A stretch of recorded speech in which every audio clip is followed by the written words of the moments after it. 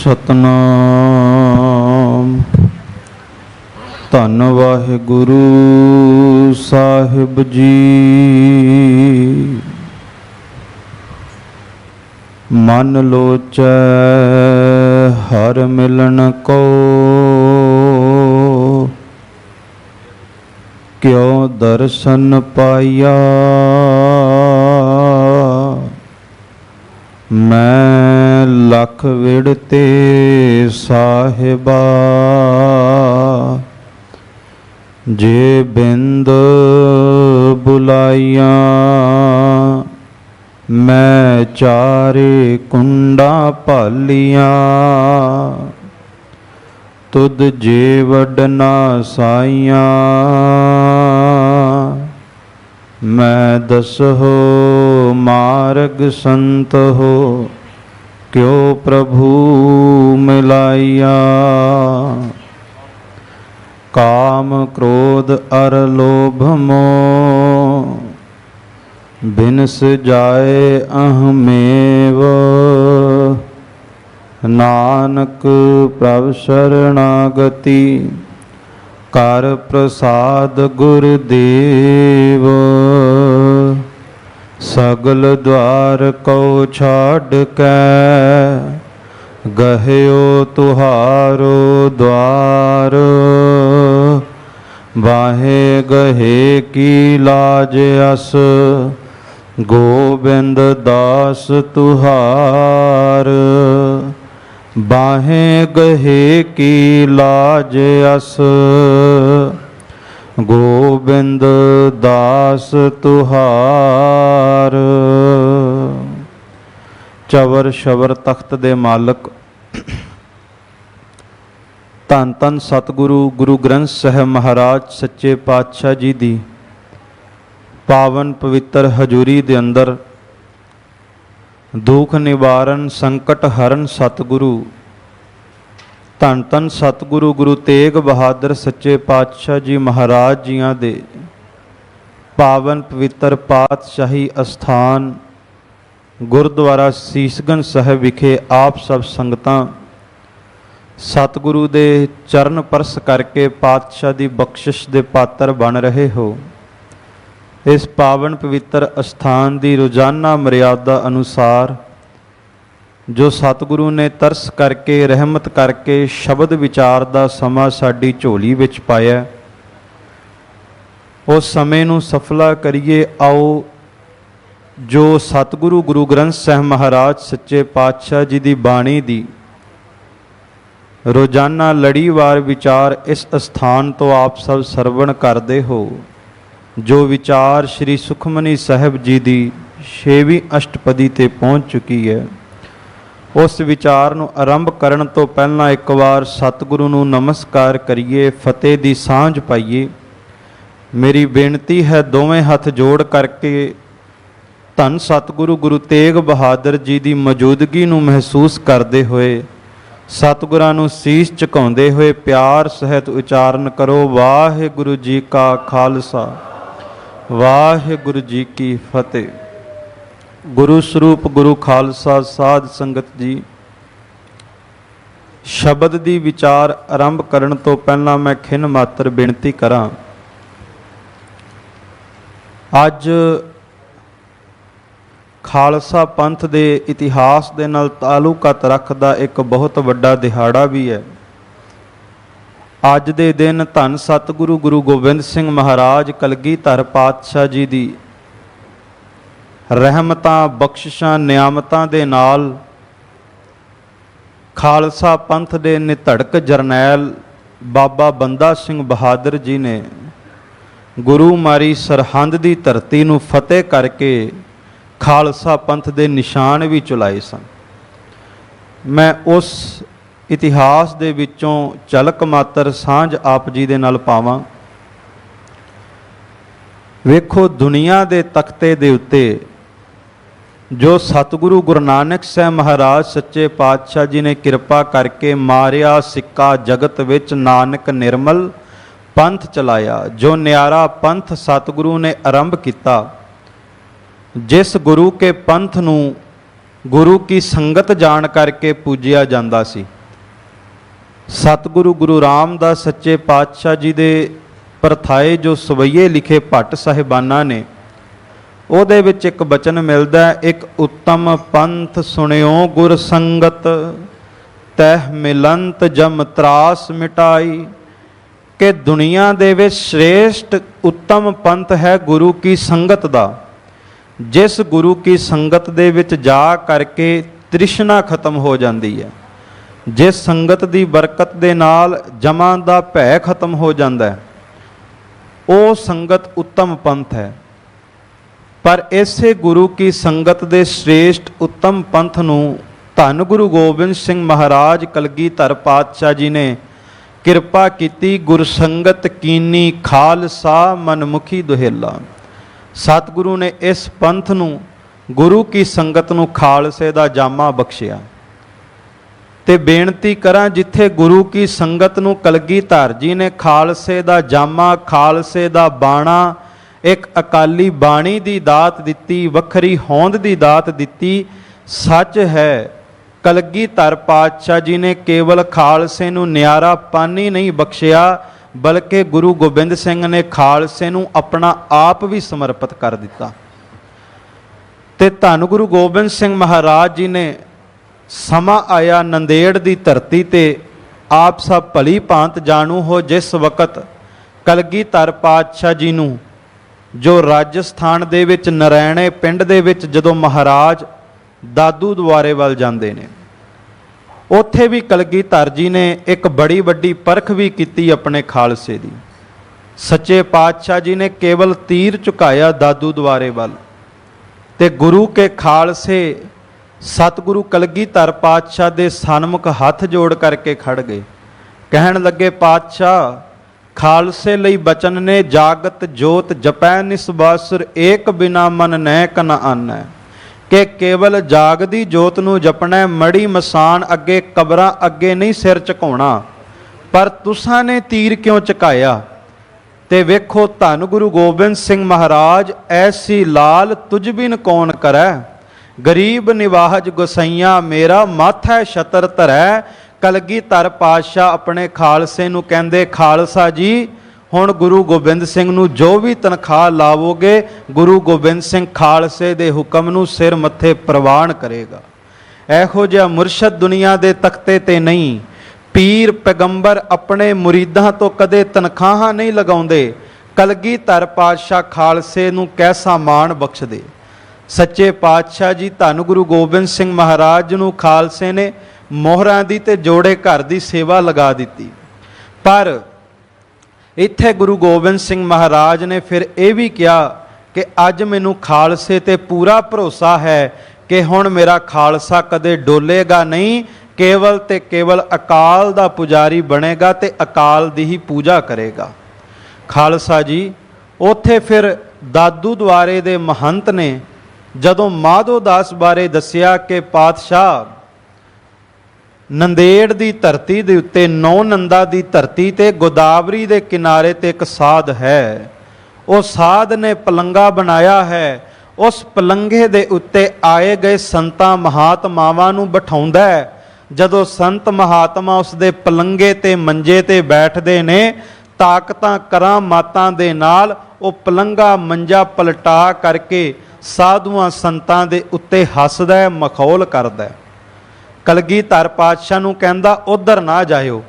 ਤੇ ਗੁਰੂ ਗੋਬਿੰਦ ਸਿੰਘ ਹੱਸ ਕੇ ਕਹਿਣ ਲੱਗੇ ਉਸ ਮਹੰਤ ਨੂੰ ਕਿ ਮਹੰਤ ਜੀ ਹੁਣ ਤੇ ਉਧਰ ਜ਼ਰੂਰ ਜਾਵਾਂਗੇ, ਕਿਉਂਕਿ ਗੁਰੂ ਨਾਨਕ ਦਾ ਘਰ ਤੇ ਹੈ ਹੀ ਕੁਰਾਏ ਪਏ ਹੋਇਆਂ ਨੂੰ ਸਿੱਧੇ ਰਾਹ ਪਾਉਣ ਵਾਸਤੇ। ਸਤਿਗੁਰੂ ਕਲਗੀਧਰ ਪਾਤਸ਼ਾਹ ਗਏ ਤੇ ਪ੍ਰਾਚੀਨ ਪੰਥ ਪ੍ਰਕਾਸ਼ ਵਿੱਚ ਭਾਈ ਰਤਨ ਸਿੰਘ ਭੰਗੂ ਲਿਖਦੇ ਨੇ ਕਿ ਜਦੋਂ ਕਲਗੀਧਰ ਪਾਤਸ਼ਾਹ ਗੁਰੂ ਗੋਬਿੰਦ ਸਿੰਘ ਗਏ ਮਾਧੋ ਦਾਸ ਬੈਰਾਗੀ ਦੀ ਕੁਟੀਆ ਦੇ ਵਿੱਚ, ਜੋ ਪਲੰਗਾ ਸੀ, ਪਾਤਸ਼ਾਹ ਉਸ ਪਲੰਗੇ ਤੇ ਜਾ ਕਰਕੇ ਸ਼ੁਭਾਏਮਨ ਹੋਏ। ਮਹਾਰਾਜ ਨੇ ਪਲੰਗੇ ਦੇ ਇੱਕ ਪਾਸੇ ਆਪਣੇ ਤੀਰ ਟਿਕਾ ਦਿੱਤੇ। ਜਦੋਂ ਪਲੰਗੇ ਤੇ ਕਲਗੀਧਰ ਜੀ ਜਾ ਕਰਕੇ ਸ਼ੁਭਾਏਮਨ ਹੋਏ, ਖਾਲਸਾ ਜੀ ਮਾਧੋ ਦਾਸ ਬੈਰਾਗੀ ਦੇ ਚੇਲਿਆਂ ਨੇ ਦੱਸਿਆ ਵੀ ਅੱਜ ਕੋਈ ਸੰਤ ਸਿਪਾਹੀ ਜਾਮਾ ਪਹਿਨ ਕੇ ਪਲੰਗੇ ਤੇ ਆਣ ਬੈਠਾ। ਤੇ ਭਾਈ ਰਤਨ ਸਿੰਘ ਭੰਗੂ ਕਹਿੰਦੇ ਬੜੇ ਮੰਤਰ ਚਲਾਏ, ਬੜੇ ਜੰਤਰ ਛੱਡੇ, ਮੰਤਰ ਛੱਡੇ ਪਲੰਗਾ ਪਲਟਾਉਣ ਵਾਸਤੇ, ਪਰ ਜੋ ਸਾਧੂ ਮਾਧੋ ਦਾਸ ਵੈਰਾਗੀ ਪਲੰਗੇ ਤੇ ਬਿਠਾ ਕਰਕੇ ਮਹਾਂਪੁਰਖਾਂ ਨੂੰ ਬਾਅਦ ਵਿੱਚ ਪਲੰਗਾ ਪਲਟ ਦਿੰਦਾ ਸੀ, ਅੱਜ ਉਸ ਪਲੰਗੇ ਤੇ ਜਦੋਂ ਕਲਗੀਆਂ ਵਾਲੇ ਆ ਕੇ ਬੈਠ ਗਏ, ਸ਼ੁਭਾਏਮਨ ਹੋ ਗਏ, ਪਲੰਗੇ ਪਲਟਾਉਣ ਵਾਲੇ ਦਾ ਅੱਜ ਮਨ ਹੀ ਪਲਟ ਗਿਆ। ਕਲਗੀਆਂ ਵਾਲੇ ਨੇ ਮਨ ਪਲਟਾ ਦਿੱਤਾ, ਮੰਤਰ ਇੱਕ ਵੀ ਨਾ ਚੱਲਿਆ, ਕਿਉਂਕਿ ਗੁਰੂ ਅੱਗੇ, ਗੁਰੂ ਕੀ ਬਾਣੀ ਅੱਗੇ ਜੰਤਰ ਮੰਤਰ ਨਹੀਂ ਚੱਲਦੇ। ਪਾਤਸ਼ਾਹ ਦੇ ਪਾਕ ਬੋਲਨੇ, ਨਾ ਜੰਤਰ ਮੈਂ ਨਾ ਤੰਤਰ ਮੈਂ, ਨਾ ਮੰਤਰ ਬਸੇ ਆਵਈ, ਪੁਰਾਨ ਓ ਕੁਰਾਨ ਨੇਤ ਨੇਤ ਕਹਿ ਬਤਾਵਈ। ਇਹ ਜੰਤਰਾਂ ਮੰਤਰਾਂ ਦੇ ਨਾਲ ਵਸ ਵਿੱਚ ਨਹੀਂ ਆਉਂਦਾ। ਖਾਲਸਾ ਜੀ, ਕਲਗੀਧਰ ਪਾਤਸ਼ਾਹ ਨੂੰ ਦੀਦਾਰੇ ਪਾਉਣ ਵਾਸਤੇ ਮਾਧੋ ਦਾਸ ਵੈਰਾਗੀ ਆਇਆ, ਤੇ ਜਦੋਂ ਧੰਨ ਗੁਰੂ ਗੋਬਿੰਦ ਸਿੰਘ ਮਹਾਰਾਜ ਦੇ ਸਨਮੁਖ ਖੜਿਆ, ਕਲਗੀਧਰ ਜੀ ਨੂੰ ਪੁੱਛਿਆ ਤੁਸੀਂ ਕੌਣ ਹੋ? ਤੇ ਕਲਗੀਧਰ ਜੀ ਨੇ ਕਿਹਾ ਇਹ ਸਵਾਲ ਮੇਰਾ ਨਹੀਂ, ਸਵਾਲ ਤੇਰਾ ਹੈ, ਆਪਣੇ ਆਪ ਨੂੰ ਪੁੱਛ ਕਿ ਤੂੰ ਕੌਣ ਹੈ। ਅੱਜ ਦੁਨੀਆ ਵਿੱਚ, ਸਮਾਜ ਵਿੱਚ ਹਰ ਇੱਕ ਵਿਅਕਤੀ ਦੂਸਰੇ ਇਨਸਾਨ ਨੂੰ ਪੁੱਛਦਾ ਤੂੰ ਕੌਣ ਹੈ, ਤੇਰਾ ਨਾਮ ਕੀ ਹੈ। ਪਰ ਗੁਰੂ ਗ੍ਰੰਥ ਸਾਹਿਬ ਕਹਿੰਦੇ ਦੂਸਰੇ ਨੂੰ ਪੁੱਛਣ ਤੋਂ ਪਹਿਲਾਂ ਆਪਣੇ ਅੰਤਰ ਆਤਮਾ ਨੂੰ ਪੁੱਛ ਵੀ ਸੁਨੋ ਰੇ ਤੂੰ ਕੌਣ ਕਹਾਂ ਤੇ ਆਇਓ, ਇਹ ਤੀਕ ਨਾ ਜਾਣੋ ਕੇਤਿਕ ਮੁੱਦਤ ਚਲਤੇ ਖਬਰ ਨਾ ਪਾਇਓ। ਤੈਨੂੰ ਆਪਣੀ ਖਬਰ ਵੀ ਨਹੀਂ। ਕਲਗੀਧਰ ਜੀ ਨੇ ਕਿਹਾ ਸਵਾਲ ਤੇਰਾ। ਤੇ ਵੇਖੋ, ਜਦੋਂ ਨੇਤਰ ਬੰਦ ਕਰਕੇ ਆਪਣੇ ਆਪ ਨੂੰ ਸਵਾਲ ਕੀਤਾ ਤੇ ਕਲਗੀਆਂ ਵਾਲੇ ਪਾਤਸ਼ਾਹ ਦੇ ਰਹਿਮਤਾਂ ਭਰੀ ਨਿਗਾਹ ਪੈ ਗਈ। ਜੋ ਮਾਧੋ ਦਾਸ ਵੈਰਾਗੀ ਅੱਖਾਂ ਖੋਲ ਕੇ ਵੇਖਦਾ ਸੀ, ਬਾਹਰਲੀਆਂ ਅੱਖਾਂ ਦੇ ਨਾਲ ਵੇਖਿਆ, ਪਲੰਗੇ ਦੇ ਉੱਤੇ ਕੇਵਲ ਹਿੰਦ ਦਾ ਪੀਰ ਨਜ਼ਰ ਆਇਆ। ਜਦੋਂ ਮਾਧੋ ਦਾਸ ਵੈਰਾਗੀ ਨੇ ਨੇਤਰ ਬੰਦ ਕਰਕੇ ਅੰਦਰਲੀਆਂ ਅੱਖਾਂ ਦੇ ਨਾਲ ਵੇਖਿਆ, ਉਸੇ ਪਲੰਗੇ ਦੇ ਉੱਤੇ ਦੀਨ ਦੁਨੀਆ ਦੇ ਮਾਲਕ ਗੁਰੂ ਗੋਬਿੰਦ ਸਿੰਘ ਨਜ਼ਰ ਆਏ। ਅੰਦਰਲੀ ਅੱਖ ਦੇ ਨਾਲ ਗੁਰੂ ਨੂੰ ਵੇਖਿਆ ਜਾਂਦਾ ਹੈ। ਤੇ ਵੇਖੋ, ਜੋ ਸਤਿਗੁਰੂ ਗੁਰੂ ਗੋਬਿੰਦ ਸਿੰਘ ਜੀ ਚੜ ਕੇ ਆਏ ਹੋਏ ਜਰਨੈਲ ਸੈਦ ਖਾਂ, ਇੱਕ ਨਿਗਾਹ ਮਹਾਰਾਜ ਨੇ ਸੈਦ ਖਾਂ ਵੱਲ ਮਾਰੀ, ਜਿਹੜਾ ਸੂਰਮਾ ਸ਼ਸਤਰ ਚੱਕ ਕੇ ਆਇਆ ਸੀ, ਸ਼ਸਤਰਾਂ ਦਾ ਤਿਆਗੀ ਹੋ ਗਿਆ। ਤੇ ਜਿਹੜਾ ਸ਼ਸਤਰ ਤਿਆਗ ਚੁੱਕਿਆ, ਕਲਗੀਧਰ ਜੀ ਨੇ ਨਿਗਾਹ ਭਰ ਕੇ ਵੇਖਿਆ, ਉਹ ਸ਼ਸਤਰ ਧਾਰੀ ਹੋ ਗਿਆ। ਗੁਰੂ ਗੋਬਿੰਦ ਸਿੰਘ ਜੀ ਦੀ ਨਿਗਾਹ ਹੈ ਵੀ ਇਹ ਵੈਰਾਗੀ ਤੋਂ ਬਹਾਦਰ ਤੇ ਬਹਾਦਰ ਤੋਂ ਵੈਰਾਗੀ ਬਣਾ ਦਿੰਦੀ ਹੈ। ਤੇ ਖਾਲਸਾ ਜੀ, ਧੰਨ ਗੁਰੂ ਗੋਬਿੰਦ ਸਿੰਘ ਮਹਾਰਾਜ ਜੀ ਦੇ ਚਰਨਾਂ ਤੇ ਮੱਥਾ ਧਰ ਕੇ ਮਾਧੋ ਦਾਸ ਵੈਰਾਗੀ ਗੁਰੂ ਕਾ ਬੰਦਾ ਬਣ ਗਿਆ। ਤੇ ਜਦੋਂ ਕੋਈ ਗੁਰੂ ਕਾ ਹੋ ਜਾਂਦਾ ਹੈ, ਉਹਦੇ ਵਿੱਚ ਫਿਰ ਗੁਰੂ ਆਪਣੀ ਬਹਾਦਰੀ ਵੀ ਭਰ ਦਿੰਦਾ ਹੈ। ਹੁਣ ਕਲਗੀਧਰ ਪਾਤਸ਼ਾਹ ਗੁਰੂ ਗੋਬਿੰਦ ਸਿੰਘ ਜੀ ਨੇ ਬੰਦਾ ਸਿੰਘ ਬਹਾਦਰ ਨੂੰ ਖੰਡੇ ਦੀ ਪਹੁਲ ਦਿੱਤੀ, ਨਾਮ ਗੁਰਬਖਸ਼ ਸਿੰਘ ਰੱਖਿਆ। ਪ੍ਰੇਮ ਨਾਲ ਕਲਗੀਧਰ ਜੀ ਨੇ ਕਹਿਣਾ ਗੁਰੂ ਕਾ ਬੰਦਾ ਆ ਗਿਆ। ਖਾਲਸਾ ਜੀ, ਹੁਣ ਬੰਦਾ ਸਿੰਘ ਬਹਾਦਰ ਨੂੰ ਮਹਾਨ ਕਾਰਜ ਸੌਂਪਿਆ, ਪੰਜਾਬ ਦੀ ਧਰਤੀ ਤੇ ਆ ਕਰਕੇ ਖਾਲਸਾ ਪੰਥ ਦੇ ਨਿਸ਼ਾਨ ਚਲਾਉਣ ਵਾਸਤੇ। ਤੇ ਬਾਬਾ ਬੰਦਾ ਸਿੰਘ ਬਹਾਦਰ ਨੇ ਆਉਣ ਤੋਂ ਪਹਿਲਾਂ ਇੱਕ ਬੇਨਤੀ ਕੀਤੀ, ਸੰਗ ਹਮਾਰੇ ਭੇਜੀਏ ਸੋ ਸਿੱਖੀ ਸਿੱਖਿਆ ਬਤਾਵੇ ਜਾਊ, ਕਿ ਪਾਤਸ਼ਾਹ ਮੇਰੇ ਨਾਲ ਉਹ ਸੂਰਬੀਰ ਸਿੰਘਾਂ ਦਾ ਜਥਾ ਵੀ ਭੇਜੋ ਜਿਹੜੇ ਗੁਰਮਤ ਦਾ ਪ੍ਰਚਾਰ ਕਰਨ, ਖੰਡੇ ਬਾਟੇ ਦੇ ਅੰਮ੍ਰਿਤ ਦਾ ਪ੍ਰਚਾਰ ਕਰਨ, ਤਿਆਰ ਬਰ ਤਿਆਰ ਸਿੰਘ ਸਜਾਉਣ। ਉਸ ਵਕਤ ਫਿਰ ਕਲਗੀਧਰ ਪਾਤਸ਼ਾਹ ਜੀ ਨੇ ਕਿਰਪਾ ਕੀਤੀ, ਪੰਜ ਪਿਆਰਿਆਂ ਦੀ ਅਗਵਾਈ ਦੇ ਵਿੱਚ, ਪੰਜਾਂ ਦੀ ਅਗਵਾਈ ਦੇ ਵਿੱਚ ਮਹਾਰਾਜ ਨੇ ਪੰਜ ਸਿੰਘਾਂ ਦਾ ਜਥਾ ਚੁਣਿਆ। ਸਭ ਤੋਂ ਪਹਿਲਾਂ ਸਿੰਘ ਸਾਹਿਬ ਬਾਬਾ ਵਿਨੋਦ ਸਿੰਘ ਜੀ, ਗੁਰੂ ਅੰਗਦ ਸਾਹਿਬ ਜੀ ਦੀ 7ਵੀਂ ਵੰਸ਼, ਬਾਬਾ ਵਿਨੋਦ ਸਿੰਘ ਜੀ, ਬਾਬਾ ਬਾਜ ਸਿੰਘ, ਬਾਬਾ ਫਤਿਹ ਸਿੰਘ, ਬਾਬਾ ਅਨੰਦ ਸਿੰਘ, ਬਾਬਾ ਰਾਮ ਸਿੰਘ, ਇਹ ਪੰਜ ਸਿੰਘ ਚੁਣੇ। ਤੇ ਖਾਲਸਾ ਜੀ 20 ਸਿੰਘ ਹੋਰ, 25 ਸਿੰਘਾਂ ਦਾ ਜਥਾ ਬਾਬਾ ਬੰਦਾ ਸਿੰਘ ਬਹਾਦਰ ਦੇ ਨਾਲ ਪੰਜਾਬ ਨੂੰ ਕੂਚ ਕਰਦਾ। ਦਿੱਲੀ ਦੀ ਧਰਤੀ ਤੱਕ ਪਹੁੰਚਦਿਆਂ ਖਬਰ ਮਿਲੀ, 9 ਮਹੀਨੇ ਲੱਗ ਗਏ। ਤੇ ਖਬਰ ਮਿਲੀ ਹੁਣ ਕਿ ਧੰਨ ਗੁਰੂ ਗੋਬਿੰਦ ਸਿੰਘ ਮਹਾਰਾਜ ਕਲਗੀਧਰ ਪਾਤਸ਼ਾਹ ਜੋਤੀ ਜੋਤ ਸਮਾ ਚੁੱਕੇ ਨੇ।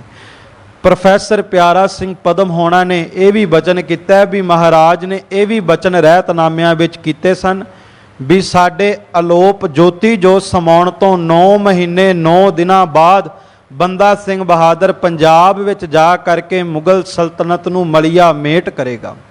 ਹੁਣ ਵਿਉਂਤਬੰਦੀ ਬਣਾਉਣੀ ਸੀ ਕਿ ਕਿਸ ਤਰ੍ਹਾਂ ਸਰਹੰਦ ਦੀ ਧਰਤੀ ਨੂੰ ਜਿੱਤਿਆ ਜਾਵੇ। पर जदों वड्डी मार मारनी होवे उस तो पहलां दबदबा बनाउणा पैंदा। रण तत्ते दे अंदर अपने पैर मजबूत करने पैंदे ने। परबत की तरह चट्टान की तरह अडोल खड़ना पैंदा। दुश्मन के मन के अंदर पूरी तरह अपने प्रति डर पैदा करना पैंदा, क्योंकि जंग के मैदान दे विच केवल जंग शस्त्रां नाल नहीं हुंदी। अद्धी जंग उदों भी कोई जित जांदा है जदों सामने वाले वैरी दे अंदर तुहाडे प्रति डर होवे, दबदबा होवे। ते बाबा बंदा सिंह बहादुर ने सब तो पहला दबदबा बनाउण वास्ते 500 सिंघां दे जथे दे नाल सोनीपत दे हाकम नूं जा करके सोधिया। जंग दे मैदान दे विच 2-2 हत्थ कीते, सोनीपत दी धरती ते जंग होया ते सोनीपत दा जिहड़ा हाकम सी वो दिल्ली दे विच आके पनाह लै गया। उस तो बाद पूणे शाही दे खजाने नूं बाबा बंदा सिंह बहादुर ने खालसा पंथ दी खालसाई फौजां दे नाल जित्तिया ते लुटिया। उस तो बाद समा आया कि हुण कैथल दे हाकम नूं सोधिया जावे। कैथल दे हाकम नूं सोधिया ते नाल नाल सरकार दा शाही खजाना भी लुटिया। पर वेखो, शाही खजाना लुट करके बाबा बंदा सिंह बहादुर ने उस शाही खजाने दे उत्ते कोई अपनी पकड़ नहीं की, बल्कि सारा शाही खजाना आम गरीब लोकां दे विच वंड दिता। जिन्हां लोकां तो लुटिया गया सी ते लुट करके सरकार दे खजाने विच पाया गया सी, बाबा बंदा सिंह बहादुर ने उन्हां हाकमां नूं सोध करके लोकां तो लुटिया होया खजाना लोकां दे विच वापस वंड दिता। ते कैथल नूं जितण तो बाद हुण बाबा बंदा सिंह बहादुर ने समाणे नूं जितण दी विਉਂਤਬੰਦੀ बनाई। समाणे दी धरती ये बड़ा वड्डा शहर वसदा सी ते सब तो वड्डी गल धन गुरु तेग बहादुर सच्चे पातशाह जी महाराज जी दे सीस दे उत्ते तलवार चलाउण वाला जलाद जलालुद्दीन भी समाणे दा ते छोटे साहबजादा बाबा जोरावर सिंह जी, धन बाबा फतेह सिंह साहिब जी नूं जिबाहा करन वाले ओ जलाद भी, शाशम बेग ते वाशर बेग ओ भी समाणे दी धरती ते। हुण खालसा जी बाबा बंदा सिंह बहादुर ने खालसाई फौजां दे नाल गुरु खालसे पंथ दे दल दे नाल समाणे दी धरती नूं जा घेरिया ते जिहड़ी समाणे दी धरती दे विचों 22 पालकियां निकलदियां सी। वड्डे वड्डे जरनैल, वड्डे वड्डे हाकम, वड्डे वड्डे सैनापति इस धरती ते रहिंदे सी। कहंदे जदों गुरु कियां सिंघां ने जा करके अकाल अकाल गुरबर अकाल दे जकारे गजाए, वड्डी शहर दे रूप दे विच वसदी हुई समाणे दी धरती वेखदियां वेखदियां बाबा बंदा सिंह बहादुर ने टै ढेरी कर दिती, थे कर दिती। ते खालसा जी सब तो वड्डी गल ये भी इतिहास विच मिलेगी, जदों भी दुनिया दे विच कोई हकूमत बदलदी सी, कोई राजा दूसरे राजे नूं जित के अपना राज स्थापित करदा सी ते वेखण विच आउंदा सी कि जदों हकूमत पलटदी सी ते औरतां दे गहणे लुट्टे जांदे सी। दुनिया दे विच पुरुषां दीयां पग्गां ला करके बेपत्ती कीती जांदी सी। आम लोकां दी माल नूं लुटिया जांदा सी, आम लोकां दे घरां नूं लुटिया जांदा सी। पर जिथे जिथे बाबा बंदा सिंह बहादुर ने खालसा पंथ दा निशान चलाया, खालसा जी जिथे जिथे खालसा पंथ दा निशान झुलिया, उत्थे ना किसे औरत दी बहू बेटी दी बेपत्ती हुई ते ना ही किसे पुरुष दे सिर दी पग उतारी गई। इतिहास दे बोल ने बाबा बंदा सिंह बहादुर ने हदायत की खालसाई फौजां नूं कि जिस किसे भी औरत दे तन दे उत्ते कोई भी गहना है, गहना जो तन औरत हुई ताको हाथ ना लावे कोई, किसे भी औरत दे तन दे गहने नूं कोई भी सिपाही हाथ ना लावे, बल्कि गुरु के खालसे दा ये नेम होवे कि इन्हें बहु बेटियां औरतां दी रखिया करनी है, गरीबां दी रखिया करनी है। ते दूसरी ये भी हदायत की कि पुरख सिर धर जो पाग ताको कोई ना हथ लाग।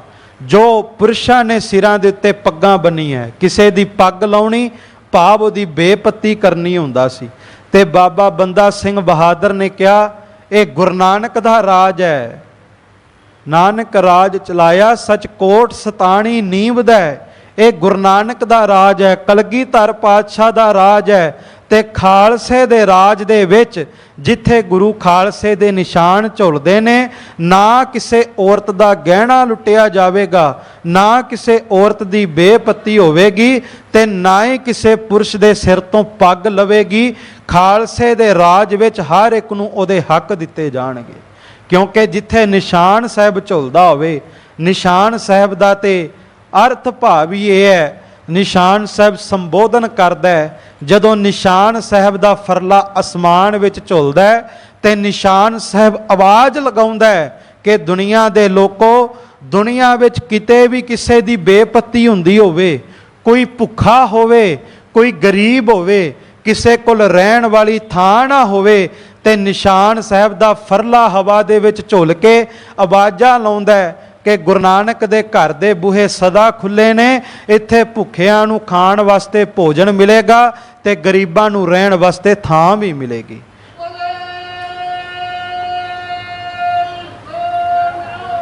ਸੋ ਇਸ ਤਰ੍ਹਾਂ ਬਾਬਾ ਬੰਦਾ ਸਿੰਘ ਬਹਾਦਰ ਨੇ ਇਹ ਰਾਜ ਚਲਾਇਆ ਤੇ ਇਹ ਹਦਾਇਤ ਕੀਤੀ, ਪਾਪ ਕਿਸੇ ਨੂੰ ਕਰਨ ਨਾ ਦਿਓ ਤੇ ਧਰਮ ਚਾਲ ਰਾਜ ਚਲਾਓ।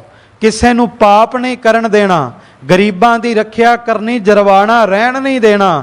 ਤੇ ਜੋ ਗੁਰੂ ਨਾਨਕ ਨੇ ਸਾਨੂੰ ਧਰਮ ਦੀ ਮਰਿਆਦਾ ਦਿੱਤੀ ਹੈ, ਉਸ ਧਰਮ ਦੀ ਮਰਿਆਦਾ ਦੇ ਮੁਤਾਬਕ ਦੁਨੀਆ ਦੇ ਤਖਤੇ ਤੇ ਰਾਜ ਚਲਾਓ। ਰਾਜ ਦੇ ਵਿੱਚੋਂ ਧਰਮ ਦੂਰ ਨਾ ਹੋਵੇ।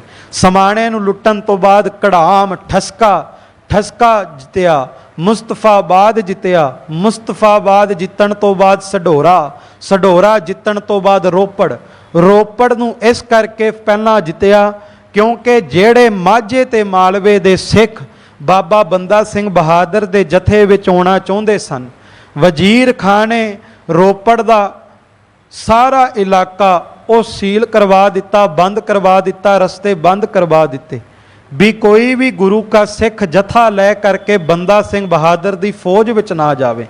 ਤੇ ਬਾਬਾ ਬੰਦਾ ਸਿੰਘ ਬਹਾਦਰ ਨੇ ਸੁਨੇਹੇ ਅਪੜਾ ਦਿੱਤੇ ਕਿ ਤੁਸੀਂ ਆ ਕਰਕੇ ਕੀਰਤਪੁਰ ਸਾਹਿਬ ਦੀ ਧਰਤੀ ਤੇ ਟਿਕਾਣਾ ਕਰੋ ਤੇ ਸਮੇਂ ਦੇ ਮੁਤਾਬਕ ਤੁਹਾਨੂੰ ਆਵਾਜ਼ ਮਾਰ ਦਿੱਤੀ ਜਾਵੇਗੀ।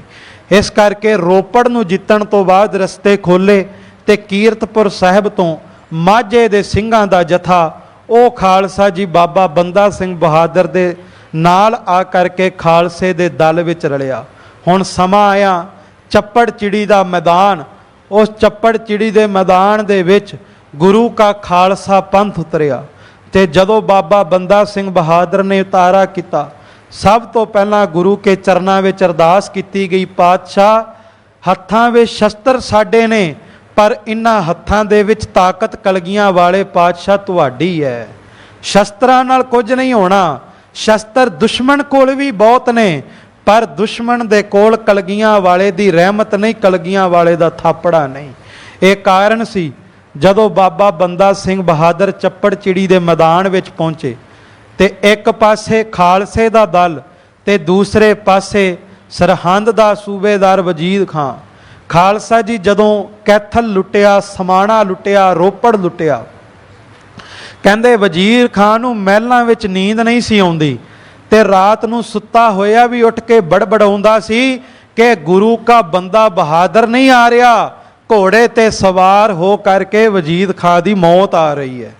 ਤੇ ਡਰਦਾ ਉਹਨੂੰ ਰਾਤ ਨੂੰ ਨੀਂਦ ਨਹੀਂ ਸੀ ਆਉਂਦੀ, ਪਰ ਫਿਰ ਵੀ ਸੋਚਿਆ ਵੀ ਹੁਣ ਭੱਜ ਕੇ ਜਾਨ ਨਹੀਂ ਬਚਣੀ, ਇੰਨਾ ਭੱਜਣ ਵੀ ਨਹੀਂ ਦੇਣਾ, ਰਣ ਤੱਤੇ ਵਿੱਚ ਮੁਕਾਬਲਾ ਕਰਨਾ ਪਵੇਗਾ।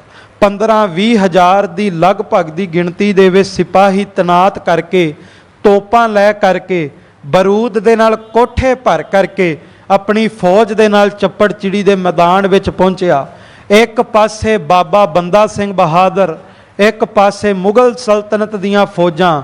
ਪਰ ਵੇਖੋ ਉਹਨਾਂ ਕੋਲ ਬਰੂਦ ਹੈ, ਉਹਨਾਂ ਕੋਲ ਤੋਪਾਂ ਨੇ, ਇੱਧਰ ਗੁਰੂ ਕੇ ਸਿੰਘਾਂ ਕੋਲ ਨੇਜੇ, ਤਲਵਾਰਾਂ ਤੇ ਕੇਵਲ ਰਾਮ ਜੰਗੇ ਤੁਸ਼ ਮਾਤਰ। ਪਰ ਗੁਰੂ ਕੇ ਸਿੰਘਾਂ ਦੇ ਹੌਸਲੇ ਬੜੇ ਬੁਲੰਦ ਨੇ। ਉਧਰੋਂ ਵਜ਼ੀਰ ਖਾਨ ਨੇ ਤੋਪਾਂ ਦੇ ਮੂੰਹ ਸਿੰਘਾਂ ਵੱਲ ਕੀਤੇ ਤੇ ਗੁਰੂ ਕੇ ਸਿੰਘ ਵੀ ਤੋਪਾਂ ਨੂੰ ਵੇਖ ਕਰਕੇ ਭੱਜੇ ਨਹੀਂ, ਬਲਕਿ ਤੋਪਾਂ ਦੇ ਸਾਹਮਣੇ ਆਪਣੀਆਂ ਛਾਤੀਆਂ ਢਾਹ ਕਰਕੇ ਬੈਠ ਗਏ। ਤੇ ਖਾਲਸਾ ਜੀ ਅਕਾਲ ਅਕਾਲ ਗੁਰਬਰ ਅਕਾਲ, ਸਤਿ ਸ੍ਰੀ ਅਕਾਲ ਦੇ ਜਕਾਰਿਆਂ ਦੀ ਗੂੰਜ ਦੇ ਨਾਲ ਚੱਪੜ ਚਿੜੀ ਦੇ ਮੈਦਾਨ ਗੂੰਜ ਉੱਠਿਆ। ਤੇ ਬਾਬਾ ਬੰਦਾ ਸਿੰਘ ਬਹਾਦਰ, ਬਾਬਾ ਵਿਨੋਦ ਸਿੰਘ ਜੀ, ਬਾਬਾ ਬਾਜ ਸਿੰਘ ਜੀ, ਭਾਈ ਫਤਿਹ ਸਿੰਘ ਜੀ, ਭਾਈ ਰਾਮ ਸਿੰਘ ਜੀ, ਇਹ ਖਾਲਸਾ ਪੰਥ ਦੇ ਮਹਾਨ ਜਰਨੈਲਾਂ ਨੇ ਫਿਰ ਦੁਸ਼ਮਣ ਦਾ ਟਾਕਰਾ ਕੀਤਾ।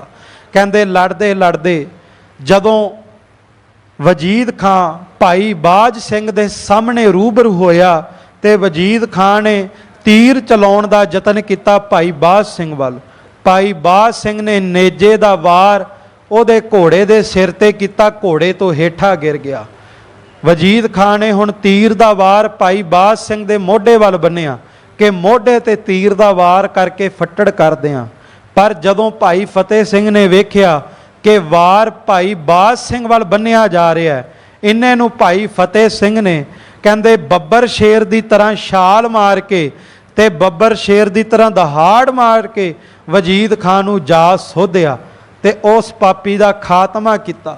ਵਜੀਦ ਖਾਂ ਦੇ ਖਾਤਮੇ ਤੋਂ ਬਾਅਦ ਉਹਨਾਂ ਦੀਆਂ ਫੌਜਾਂ ਦੇ ਵਿੱਚ ਭਗਦੜ ਮਚ ਗਈ ਤੇ ਬਾਬਾ ਬੰਦਾ ਸਿੰਘ ਬਹਾਦਰ ਨੇ ਖਾਲਸਾ ਪੰਥ ਦੀ ਫੌਜਾਂ ਦੇ ਨਾਲ, ਖਾਲਸਾ ਜੀ ਲਗਭਗ 500 ਸਿੰਘਾਂ ਨੇ ਉੱਥੇ ਸ਼ਹੀਦੀਆਂ ਪਾਈਆਂ ਚੱਪੜ ਚਿੜੀ ਦੇ ਮੈਦਾਨ ਦੇ ਵਿੱਚ। ਅੱਜ ਵੀ ਉੱਥੇ ਯਾਦਗਾਰੀ ਅਸਥਾਨ ਵੀ ਹੈ ਤੇ ਗੁਰਦੁਆਰਾ ਸਾਹਿਬ ਸੁਸ਼ੋਭਿਤ ਹੈ ਸ਼੍ਰੋਮਣੀ ਗੁਰਦੁਆਰਾ ਪ੍ਰਬੰਧਕ ਕਮੇਟੀ ਦੇ ਪ੍ਰਬੰਧ ਦੇ ਹੇਠ। ਹੁਣ ਬਾਬਾ ਬੰਦਾ ਸਿੰਘ ਬਹਾਦਰ ਸਰਹੰਦ ਦੀ ਧਰਤੀ ਵੱਲ ਕੂਚ ਕਰਦੇ ਸਰਹੰਦ ਦੀ ਧਰਤੀ ਵਿੱਚ ਪ੍ਰਵੇਸ਼ ਕੀਤਾ, ਜਲਾਦਾਂ ਨੂੰ ਸੋਧਿਆ ਤੇ ਜਿਹੜਾ ਸੁੱਚਾ ਆਨੰਦ, ਜਿਹਨੂੰ ਗੁਰੂ ਕਾ ਖਾਲਸਾ ਝੂਠਾ ਆਨੰਦ ਕਹਿੰਦਾ, ਉਸ ਪਾਪੀ ਦੇ ਨੱਕ ਦੇ ਵਿੱਚ ਨਕੇਲ ਪਾ ਕਰਕੇ ਕਹਿੰਦੇ ਸਾਰੇ ਸਰਹੰਦ ਸ਼ਹਿਰ ਦਾ ਗੇੜਾ ਲਵਾਇਆ ਗਿਆ। ਤੇ ਬਾਬਾ ਬੰਦਾ ਸਿੰਘ ਬਹਾਦਰ ਨੇ ਉਸ ਸਥਾਨ ਨੂੰ ਜਾ ਕੇ ਨਮਸਕਾਰ ਕੀਤੀ ਜਿੱਥੇ ਧੰਨ ਗੁਰੂ ਗੋਬਿੰਦ ਸਿੰਘ ਮਹਾਰਾਜ, ਕਲਗੀਧਰ ਪਾਤਸ਼ਾਹ ਜੀ ਦੇ ਲਖਤੇ ਜਿਗਰ, ਧੰਨ ਬਾਬਾ ਜ਼ੋਰਾਵਰ ਸਿੰਘ ਸਾਹਿਬ ਜੀ, ਧੰਨ ਬਾਬਾ ਫਤਿਹ ਸਿੰਘ ਸਾਹਿਬ ਜੀ ਨੂੰ ਨੀਹਾਂ ਵਿੱਚ ਚਿਣਿਆ ਗਿਆ। ਤੇ ਨੀਹਾਂ ਵਿੱਚ ਚਿਣਨ ਤੋਂ ਬਾਅਦ ਜਦੋਂ ਦੀਵਾਰ ਟੁੱਟ ਗਈ, ਬਾਬਾ ਜ਼ੋਰਾਵਰ ਸਿੰਘ, ਬਾਬਾ ਫਤਿਹ ਸਿੰਘ ਜੀ ਦੇ ਸਵਾਸ ਬਾਕੀ ਸਨ। ਪਾਪੀਆਂ ਨੇ ਉਹਨਾਂ ਦੀਆਂ ਛਾਤੀਆਂ ਤੇ ਗੋਡੇ ਧਰ ਕੇ ਗਰਦਨਾਂ ਦੇ ਉੱਤੇ ਖੰਜਰ ਚਲਾ ਕਰਕੇ ਕਲਗੀਆਂ ਵਾਲੇ ਦੇ ਲਖਤੇ ਜਿਗਰਾਂ ਨੂੰ ਜ਼ਿਬਹਾ ਕਰ ਦਿੱਤਾ ਸੀ। ਪਰ ਜਦੋਂ 2 ਲਖਤੇ ਜਿਗਰ ਚਮਕੌਰ ਦੀ ਗੜੀ ਵਿੱਚ ਸ਼ਹੀਦ ਕੀਤੇ, 2 ਲਖਤੇ ਜਿਗਰ ਸਰਹੰਦ ਦੀਆਂ ਨੀਹਾਂ ਵਿੱਚ ਸ਼ਹੀਦ ਕੀਤੇ, ਪਾਪੀ ਨੇ ਸੋਧਿਆ ਖਾਲਸਾ ਪੰਥ ਦੀ ਆਵਾਜ਼ ਖਤਮ ਹੋ ਜਾਵੇਗੀ, ਗੁਰੂ ਗੋਬਿੰਦ ਸਿੰਘ ਡੋਲ ਗਏ ਹੋਣਗੇ ਤੇ ਗੁਰੂ ਗੋਬਿੰਦ ਸਿੰਘ ਹੁਣ ਆਪ ਆਉਣਗੇ।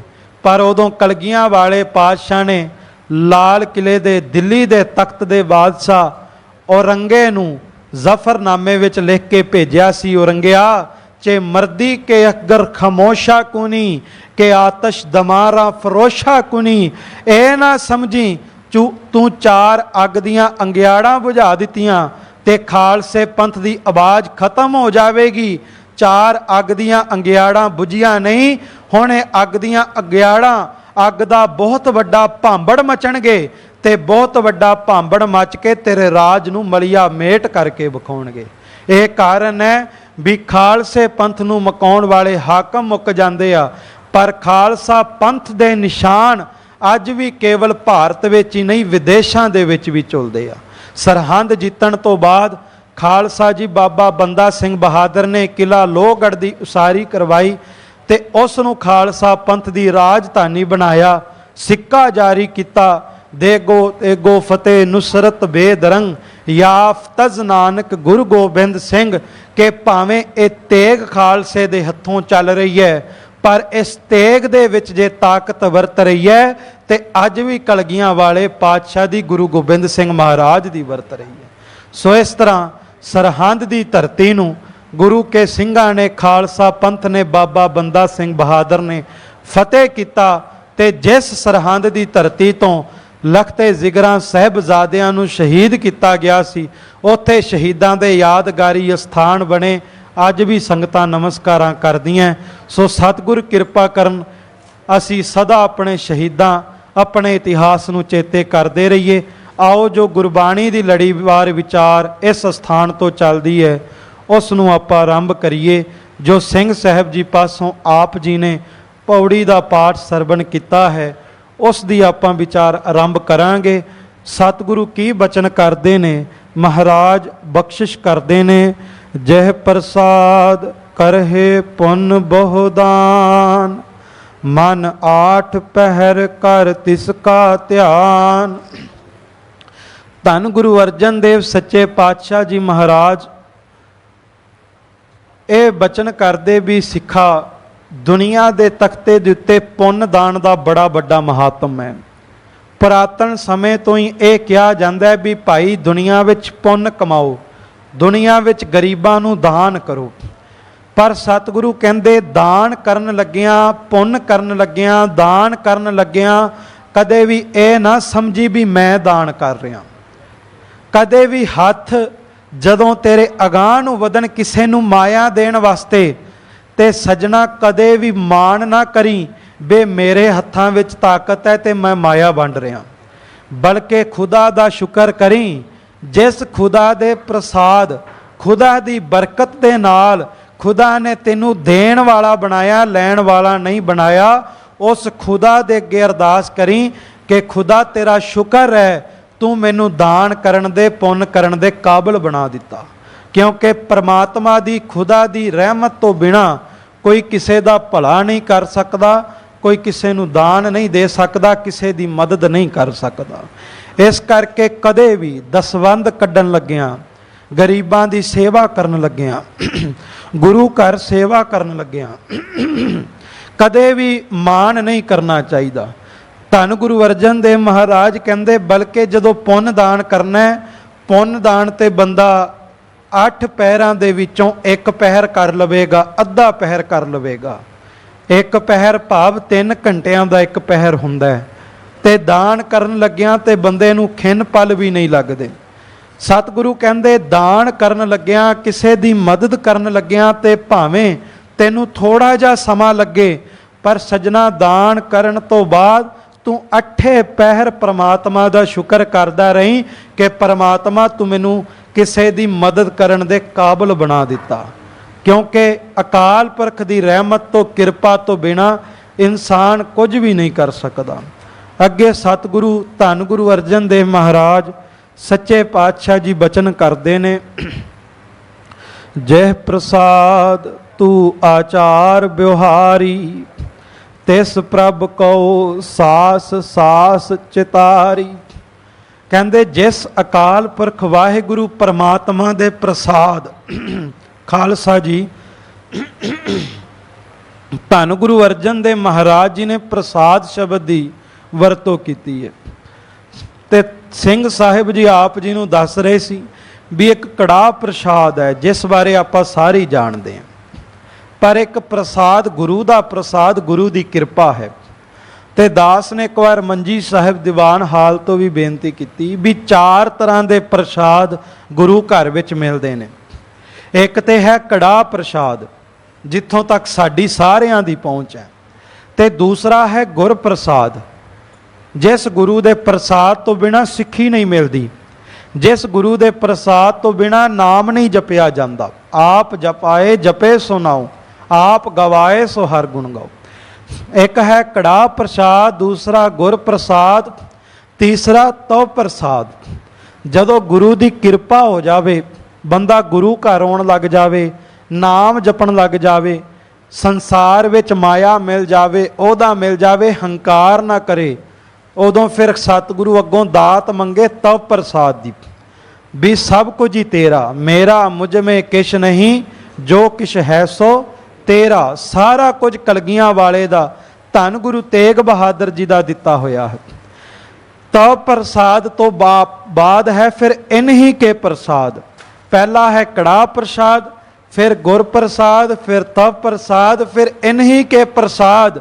ਫਿਰ ਦੁਨੀਆ ਵਿੱਚ ਜੇ ਮੇਰੀ ਕੋਈ ਵੀ ਹਸਤੀ ਹੈ ਤੇ ਕੇਵਲ ਗੁਰੂ ਤੇਗ ਬਹਾਦਰ ਸੱਚੇ ਪਾਤਸ਼ਾਹ ਤੇਰੀ ਕਿਰਪਾ ਦੇ ਨਾਲ ਹੈ। ਤੇਰੀ ਕਿਰਪਾ ਤੋਂ ਬਿਨਾਂ ਦੁਨੀਆ ਦੇ ਤਖਤੇ ਦੇ ਉੱਤੇ ਮੇਰੀ ਕੋਈ ਹਸਤੀ ਹੀ ਨਹੀਂ। ਭਾਵ ਇਨਹੀ ਕੇ ਪ੍ਰਸਾਦ।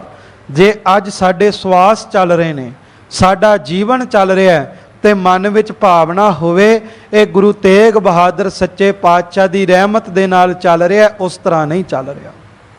क्योंकि गुरु तेग बहादुर जी का तो सुभाव ही बड़ा दयालता वाला ते प्रेम वाला मुहब्बत वाला है। मैं तो अक्सर बेनती करदा भी ये धन गुरु तेग बहादुर जी की वडियाई है भी गुरु तेग बहादुर सच्चे पातशाह जी कोलों कोई अपने कारोबार की सुख मंगे, भाई मक्खन शाह लबाना बन के धन गुरु तेग बहादुर सच्चे पातशाह ਉਹਦੇ कारोबार ਦੇ डुबदे हुए बेड़े ਨੂੰ अपना ਮੋਢਾ ਲਾ करके ਉਹ ਸਿੱਖ ਦੀ ਝੋਲੀ ਵਿੱਚ ਦਾਤ ਪਾਉਂਦੇ ਨੇ, ਖਾਲੀ ਝੋਲੀ ਨਹੀਂ ਜਾਣ ਦਿੰਦੇ। ਤੇ ਜੇ ਧੰਨ ਗੁਰੂ ਤੇਗ ਬਹਾਦਰ ਸੱਚੇ ਪਾਤਸ਼ਾਹ ਜੀ ਕੋਲ ਆਪਣੇ ਜੀਵਨ ਦੇ ਡੁੱਬਦੇ ਹੋਏ ਬੇੜੇ ਦੀ ਫਰਿਆਦ ਲੈ ਕੇ ਆਵੇ, ਸਤਿਗੁਰੂ ਉਹਨੂੰ ਵੀ ਖਾਲੀ ਹੱਥ ਨਹੀਂ ਜਾਣ ਦਿੰਦੇ। ਕੋਈ ਕਾਰੋਬਾਰ ਦੀ ਸੁੱਖ ਮੰਗੇ, ਮਹਾਰਾਜ ਤਨ ਦਾ ਮੋਢਾ ਲਾ ਕਰਕੇ ਕਾਰੋਬਾਰ 'ਚ ਵਾਧਾ ਦਿੰਦੇ ਆ। ਗੁਰੂ ਤੇਗ ਬਹਾਦਰ ਏਡੇ ਦਿਆਲੂ ਨੇ, ਕੋਈ ਗੁਰੂ ਤੇਗ ਬਹਾਦਰ ਤੋਂ ਸਤਿਗੁਰ ਦਾ ਸਿਰ ਮੰਗ ਲਵੇ, ਸਤਿਗੁਰੂ ਦੇ ਪ੍ਰਾਣ ਮੰਗ ਲਵੇ, ਤੇ ਧੰਨ ਗੁਰੂ ਤੇਗ ਬਹਾਦਰ ਜੀ ਆਪਣੇ ਦਰ ਅਸਥਾਨ ਤੋਂ ਤਾਂ ਵੀ ਕਦੇ ਖਾਲੀ ਹੱਥ ਨਹੀਂ ਜਾਣ ਦਿੰਦੇ। ਸਿਰ ਧੜ ਦੀ ਬਾਜੀ ਲਾ ਕਰਕੇ ਉਸ ਸਿੱਖ ਦੀ ਝੋਲੀ ਵਿੱਚ ਆਪਣਾ ਸਿਰ ਵੀ ਪਾ ਦਿੰਦੇ ਨੇ। ਇਹ ਧੰਨ ਗੁਰੂ ਤੇਗ ਬਹਾਦਰ ਸੱਚੇ ਪਾਤਸ਼ਾਹ ਜੀ ਮਹਾਰਾਜ ਇਸੇ ਕਰਕੇ ਕਿਹਾ ਵੀ ਇਹ ਚਾਰ ਪ੍ਰਸਾਦ ਦਾ ਪਾਤਰ ਤੂੰ ਬੰਨਾ, ਤੇ ਜਿਸ ਪ੍ਰਮਾਤਮਾ ਕਰਕੇ ਆਚਾਰ ਵਿਵਹਾਰੀ ਜੀਵਨ ਜੀ ਰਿਆਂ, ਜੀਵਨ ਦੇ ਵਿੱਚ ਤੇਰਾ ਆਚਾਰ ਬਣਿਆ, ਜਿਸ ਪ੍ਰਸਾਦ ਕਰਕੇ ਜਿਸ ਗੁਰੂ ਦੀ ਕਿਰਪਾ ਪ੍ਰਮਾਤਮਾ ਦੀ ਰਹਿਮਤ ਦੇ ਨਾਲ ਜੀਵਨ ਦੇ ਵਿੱਚ ਤੂੰ ਸਵਾਸ ਹੰਡਾ ਰਿਆਂ, ਸਤਿਗੁਰੂ ਕਹਿੰਦੇ ਉਹਨਾਂ ਸਵਾਸਾਂ ਦੇ ਨਾਲ ਸਦਾ ਪ੍ਰਮਾਤਮਾ ਨੂੰ ਚੇਤੇ ਕਰਦਾ ਰਹੇ। चेतना है तो चेत लै निस दिन में प्राणी, छिन छिन औद बिहात है फूटे घट जो पानी। हर एक सवास दे नाल परमात्मा दा शुक्र कर। ते अगे धन गुरु अर्जन देव महाराज सच्चे पातशाह बख्शिश करते ने, जे प्रसाद तेरा सुंदर रूप सो प्रभ सिमरो सदा अनूप। कईयां नूं अपने रूप ते बड़ा मान हुंदा है, अपने चेहरे ते बड़ा मान हुंदा कि मैं सोहना बड़ा। कईयां नूं अपने तन दे अपने शरीर ते बड़ा मान है भी शरीर दा आकार बड़ा सोहना है, शरीर विच ताकत बड़ी है। ते धन गुरु अर्जन देव जी कहंदे सजना अपने शरीर अपने चेहरे दी सुंदरता दे मान करन तो पहला उस खुदा परमात्मा दे उत्ते मान कर, परमात्मा का शुक्र कर जिस परमात्मा ने तेनू चेहरा दिता, जिस परमात्मा ने शरीर दिता होया। खालसा जी बंदे नू हथ पैर मिल जान, बंदे नू सही सलामत शरीर मिल जावे, ये परमात्मा दी अकाल पुरख दी कृपा। कहंदे एक दिन शेख सादी उन्हां दे पैर दी जुत्ती टुट गई ते खुदा दे घर वल जा रहे सन इबादत करन वास्ते, ते मन विच आया भी मैं खुदा दी भगती करदा, इबादत करदा, इबादत दा लाभ की है? पैर दी जुत्ती टुटी पई है, खुदा तू मैनू पैर दी जुत्ती भी नहीं दे सकदा। ते खालसा जी जदों घर तो निकले ते उन्हां ने वेख्या कि एक व्यक्ति वो नंगे पैरी ही खुदा दा शुक्र कर रहा सी, ते शेख सादी जी की निगाह उस ते पई। उस तो थोड़ा जा अगाह नूं आए एक व्यक्ति जमीन दे उत्ते बैठा, खुदा दे घर दे सामने उहदे पैर भी नहीं सन, बिना पैरां तो खुदा दे घर वल वेखदा होया दोवें हथ जोड़ करके खुदा दा शुक्र कर रहा सी कि तू मैनू परमात्मा सुवास बख्शे, जीवन बख्शे, तेरा शुक्र है। ते शेख सादी दे मन ने कहा कि फकीरा एक पैर दी जुत्ती टुटी ते खुदा अगे शिकवा कर दिता। दुनिया ते वो भी लोग ने जिन्हां दे हथ भी नहीं पैर भी नहीं, केवल शरीर दा आकार है, पर वो फिर भी परमात्मा दे हुक्म विच चल रहे। इसे करके गुरु अर्जन देव जी ने कहा जो तेनू परमात्मा ने दिता है, जे तेनू लगदा तेरा चेहरा तेरा रूप बड़ा सुंदर है, ते जिस परमात्मा दी कृपा नाल रूप मिलिया उस परमात्मा दा सदा शुक्र करदा रहो, परमात्मा नू चेते करदा रहो। अगे सतगुरु बचन करते ने, जे प्रसाद तेरी नीकी जात सो प्रभ सिमर सदा दिन रात।